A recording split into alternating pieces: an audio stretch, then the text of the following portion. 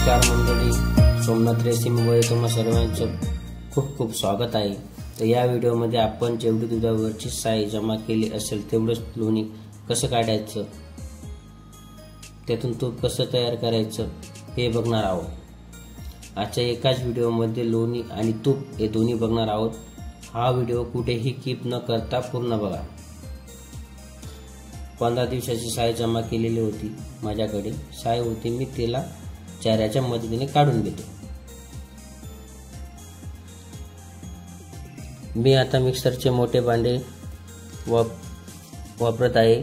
यामध्ये मी अर्धी साय टाकतो। मिक्सरला ग्राइंड करायचं आहे, पाणी न टाकता। आपण चेक करून बघू, पण असं बारीक ग्राइंड व्हायला पाहिजे। आता आपण पुन्हा चेक करू आणि पाणी टाकू त्याच्यात आणि मिक्सरला ग्राइंड करू। आता पाणी परत एक वेळेस चेक करून घ्यायचं।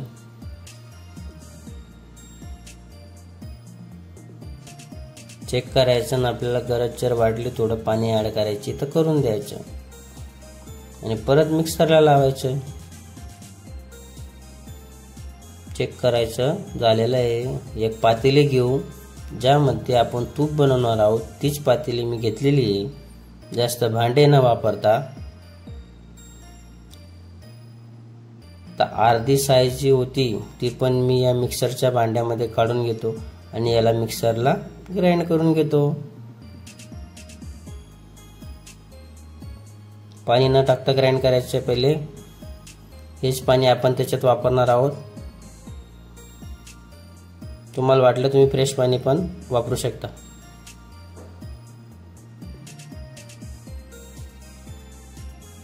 आता आपण चेक करून घेऊ। या टेस्टला आपली तयार झालेलं आहे। आता आपण लोणी भांड्यात काढून घेऊ आणि याला गोळा तयार करू आपण लोणीचा फिरवून संपूर्ण। आणि जे पाणी आहे याला पण आपण जे मिक्सरचं भांड आहे आपलं भरलेलं त्याच्यातच काढून घेऊ।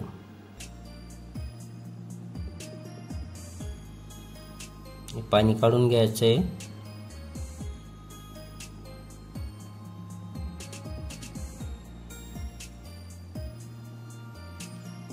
आणि आपण याच्यात आता फ्रेश पाणी ऍड करू।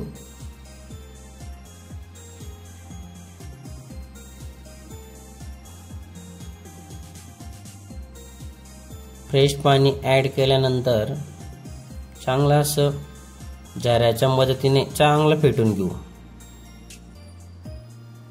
फेटून झाल्यानंतर आपण परत त्याचा लोणीचा गोळा तयार करू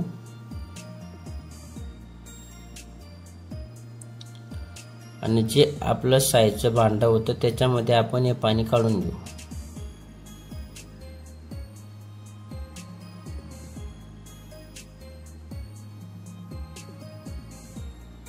आता या पातेलीमधलं पाणी शिल्लक नको राहायला, चांगलं चेक करून घ्यायचं। ते थोडंसं पाणी वाटतंय मला, ते पण मी काढून घेतो। आता आपली लोणी तयार आहे। गॅसवर ठेवलं, गॅस चालू केला। मी गॅस हाय फ्लेम वरती ठेवलेला आहे।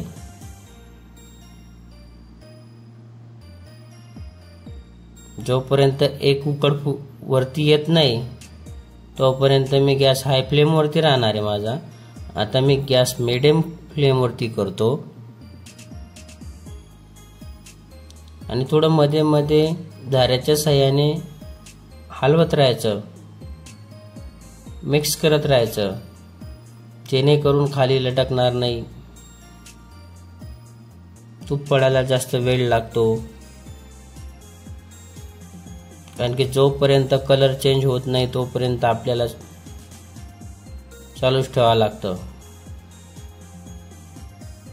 मध्ये मध्ये चेक करायचं, झाऱ्याच्या मदतीने मी फिरवत राहायचं इकडं तिकडं। खाली तर लटकत नाही ना, इकडं तिकडं पाहून घ्यायचं। आता आपला थोडा तुपाचा कलर चेंज झालेला आहे। अजून आपल्याला वेळ लागेल. पूर्ण व्हिडिओ पहा आणि पूर्ण प्रोसेसला फॉलो करा. कुठेही कीप न करता व्हिडिओ पहा.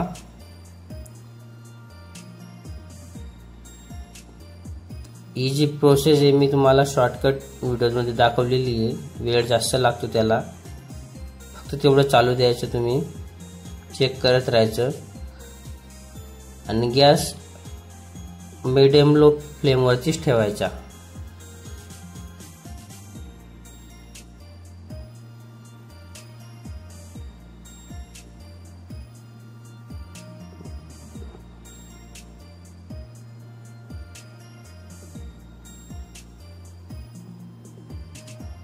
आता हळूहळू थोडं कलर चेंज व्हायला सुरुवात झालेली त्याची. आता आपण फायनल स्टेजला आहे.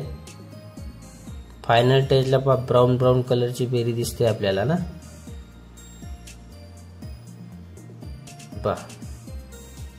आता माझ्याकडे पहिले तूप पडलेलं होतं, याच्यातच मी काढून घेतो. गाळणी वापरली मी स्टीलची. प्लास्टिकची गाळणी वापरायची नाही, मी स्टीलची गाळणी वापरतोय. त्याच्यामध्ये हळूचकन काढून घ्यायचं, कारण की मागं बेरी ना ती नको पडायला, कारण की बारीक बारीक राहते, पूर्ण तुपामध्ये येऊन जाते ती.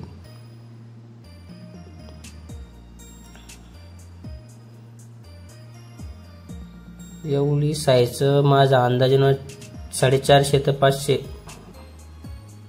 अर्धा किलोच्या आसपास तूप पडलेला आहे बा. थोडीशी बेरी निघालेली आहे. बेरी पण अर्धी वाटीपेक्षा कमी निघालेली आहे आणि तुपाचा पण अर्धा डबा भरलेला आहे आपला. आता बेरी पाहतो मी, असते ना बेरी, तर मी याच्यामध्ये 4 चम्मच साखर ॲड करतो. 1 2